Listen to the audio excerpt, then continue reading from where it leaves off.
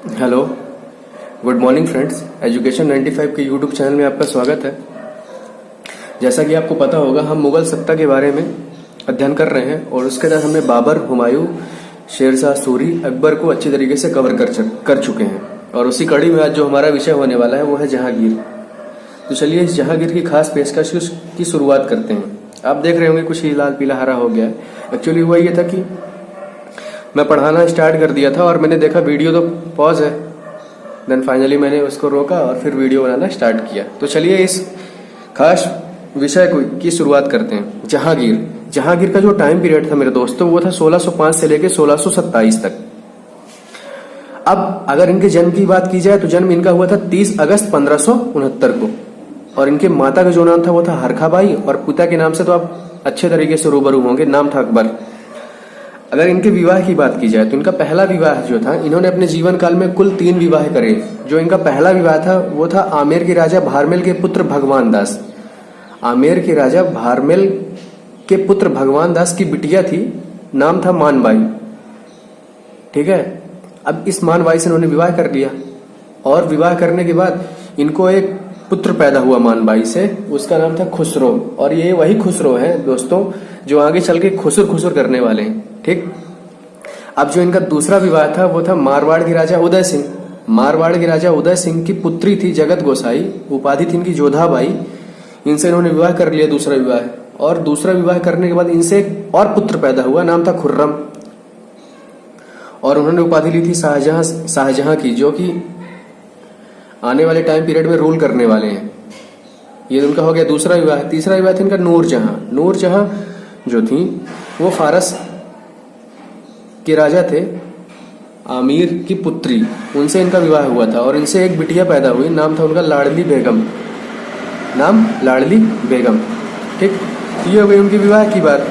अब अगर इनके राज्याभिषेक की बात की जाए तो राज्याभिषेक इनका हुआ था 1605 ईस्वी में। 1605 ईस्वी में जब इन्होंने राज्याभिषेक करवाया तब इनके दिमाग में ख्याल आया कि मेरे बाप ने तो इतना काम कर दिया, तो क्यों ना मेरे को भी अच्छे अच्छे काम करना चाहिए। तो इन्होंने सबसे पहले काम करने के पहले उपाधि धारण करी।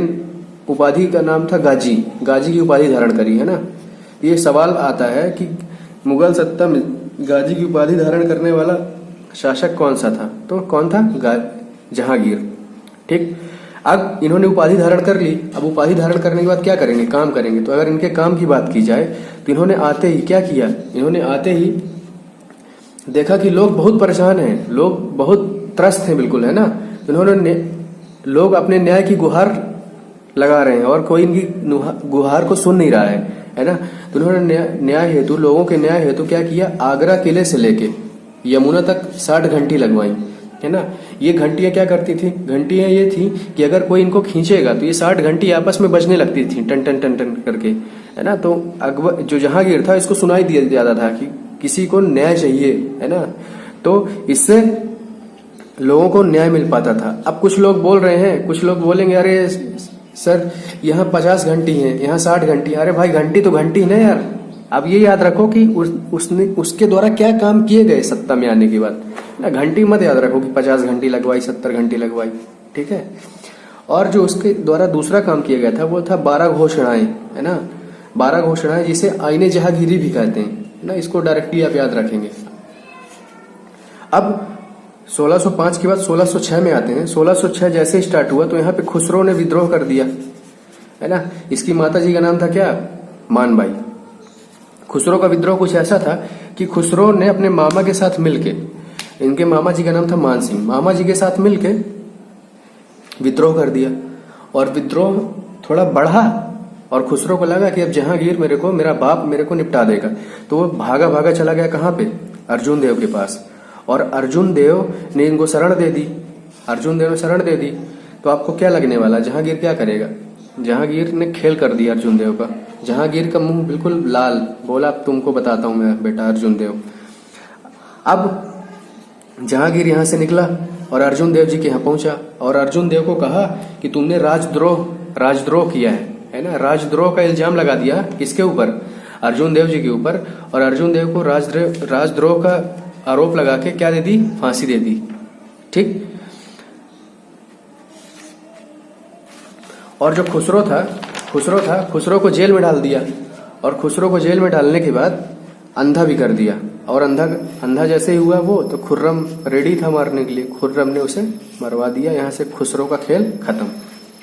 अब देखिए, जो नूरजहां थी, नूरजहां के पिताजी का नाम था गियास बेग, और भाई था आसफ खां। तो भाई ने क्या किया कि अपनी बिटिया अर्जुंद ये दा है ना, अर्जुंद बानो बेगम का विवाह किससे कर दिया?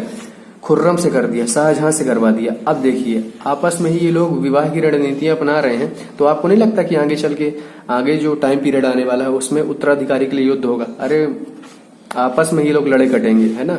तो उत्तराधिकारी के लिए घनघोर युद्ध होने वाला, भयानक युद्ध होने वाला है ना। इसकी चर्चा हम आगे के विषय में करेंगे, ठीक।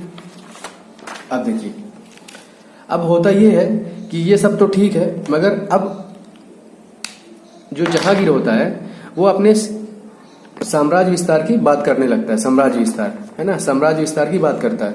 अब साम्राज्य विस्तार में होता क्या है? साम्राज्य विस्तार के लिए कुछ वो अभियान चलाता है। पहला अभियान रहता है उसका मेवाड़ का अभियान, ठीक। अब इस अभियान में होता यह है कि मेवाड़ के राजा रहते हैं उदय सिंह। मेवाड़ के राजा क्या रहते हैं? उदय सिंह, है ना। तो उदय सिंह से बहुत सारे क्षेत्र इन्होंने पहले जीत लिए थे। किसने? जहांगीर ने। इनके बाप ने भी जीते थे। तो और ये लोग मेवाड़ के राजा को बार बार बोला करते थे कि आप शादी के लिए, वैवाहिक संबंध के लिए फोर्स किया करते थे। तो इनके जो बेटा था जहांगीर का, कौन? खुर्रम। तो खुर्रम ने कहा, पापा एक काम करते हैं, इनसे एक ट्रीटी करते हैं, संधि करते हैं। हमको ये सब करना नहीं चाहिए, गलत है, हमारे नियमों के खिलाफ गलत है। तो इनके बाप जो रहते हैं जहांगीर, वो मान जाते हैं, बोलते हैं सही बोल रहे हो बेटा, चलो एक काम करते हैं, हम संधि करने चलते हैं। तो खुर्रम ने कहा कि चलो ठीक है, संधि कर लेते हैं। तो खुर्रम के कहने पे जहांगीर ने यहाँ पे क्या कर ली? संधि कर ली। अब संधि में लिखा क्या क्या था? संधि में 3-4 बातें लिखी थी, मैं बता देता हूँ। पहली बात तो ये लिखी थी कि मुगल जो समस्त क्षेत्र जीता गया जो क्षेत्र है मुगल के द्वारा, वो क्या करेंगे? चित्तौड़, मतलब मेवाड़ को वापस कर देंगे, और चित्तौड़ का किला जो इन्होंने जीता है मुगलों ने, वो भी वापस कर देंगे। दूसरी बात ये लिखी थी कि जो उदय सिंह है, उदय सिंह को ये लोग बार बार परेशान किया करते थे कि आप एक काम करिए, राजा के दरबार में आइए, है ना। तो उन्होंने कहा कि अब आपको मुगल दरबार में हम नहीं बुलाएंगे, है ना, आपको परेशान होने की जरूरत नहीं है, आपको बार बार नहीं बुलाया जाएगा। और तीसरी बात ये लिखी थी कि जो आपको हम वैवाहिक संबंध के लिए फोर्स कर रहे हैं बार बार, अब हम वैवाहिक संबंध के लिए फोर्स नहीं करेंगे, बशर्ते आपको क्या करना पड़ेगा? अपने बेटे को मुगल सेना में भेजना पड़ेगा। उनके बेटे का नाम था करण सिंह ही नाम था, है ना, करण सिंह नाम था। तो जो ये राजा था उदय सिंह तैयार हो गया। उदय सिंह ने बोला कि ठीक है भैया, हम अपने बेटे को भेज देंगे यहाँ पे। तो उनका बेटा जैसे इनके पास आया, उदय सिंह के पास, तो उदय सिंह ने क्या किया? अपने बेटे को मुगल दरबार में भेज दिया। इससे क्या हुआ? जहांगीर खुश हो गया। जहांगीर फूले नहीं समाया कि किसी राजा ने मेरी बात मानी है, उसके लिए मेरी जान निछावर है ना। और फलता यह हुआ कि जब उदय सिंह और करण सिंह की मृत्यु हुई, तो आप कभी आगरा जाना, तो आप आगरा जाओगे तो आगरा के बाहर ही 2 छोटी छोटी ऐसी मूर्तियां दिखेंगी, हाथ नहीं लगे उसमें ऐसे। तो वो इन्हीं दोनों की हैं। किसकी? उदय सिंह की और करण सिंह की, है ना। और किसने बनवाई है? जहांगीर ने ही बनवाई है, ठीक। तो ये था मेवाड़ अभियान, पहला अभियान। दूसरा अभियान दक्कन का अभियान। देखिए, दक्कन का अभियान में क्या था कि यहाँ की सबसे बड़ी जो बाधा थी वो था मलिक अंबर, ठीक। आपने नाम तो सुना होगा। मलिक अंबर यहाँ की सबसे बड़ी बाधा थी, ठीक है। अब हुआ ये कि ये मतलब विद्रोह करता शांत हो जाता। तो खुर्रम ने कहा एक काम करते हैं, हम अहमदनगर पर आक्रमण तो इनको करना ही था। तो अहमदनगर में क्या करते हैं? अहमदनगर पर आक्रमण के उद्देश्य से क्या करते हैं? एक बुरहानपुर पर ऑफिस डालते हैं, सिटी ऑफिस डाल दिया इन्होंने। सिटी ऑफिस डालने के बाद जैसे ही पता चला ये बात किसको? मलिक अंबर बोला, साहब एक काम करते हैं, मैं सरेंडर कर रहा हूं। तो उसने सरेंडर कर दिया मलिक अंबर ने। तो मलिक अंबर यहाँ सरेंडर हो गए। और जैसी ही बात पता चली किसको? जहांगीर को। तो जहांगीर फूले नहीं समाया। जहांगीर ने कहा बेटा हो तो ऐसा। तो शाहजहां भी खुर्रम भी खुश हो गया। और खुर्रम ने कहा कि अगर ऐसी बात है पापा, तो मैं एक उपाधि धारण कर लेता हूं। उपाधि थी शाहजहां, ठीक। तो यहां से एक सवाल निकल के आएगा कि खुर्रम ने अपनी उपाधि किस अभियान में ली, तो वो था कौन सा अभियान? दक्कन का अभियान। ठीक, अब तीसरा जो अभियान था वो था क्या? कांगड़ा की विजय। कांगड़ा की विजय। अब देखिए हुआ यहाँ पे ये कि 14 महीने यहाँ पे जहांगीर बैठा रहा, डेरा डाला रहा, है ना, डेरा डाल के यहाँ बैठा रहा, और 14 महीने के बाद क्या हुआ? यहाँ पे इसकी मृत्यु हो गई। क्या हो गई? मृत्यु हो गई। अब जैसे इसकी मृत्यु हुई तो मृत्यु के बाद यहाँ पे उत्तराधिकारी के लिए युद्ध होने लगा, घनघोर युद्ध हुआ, है ना। घनघोर युद्ध में कौन कौन थे भैया? शहरयार खुसरो का बेटा था और 5 अन्य लोग थे। तो 5 अन्य लोगों को तो आसफ खान ने निपटा दिया, आसफ खान ने मार डाला, है ना।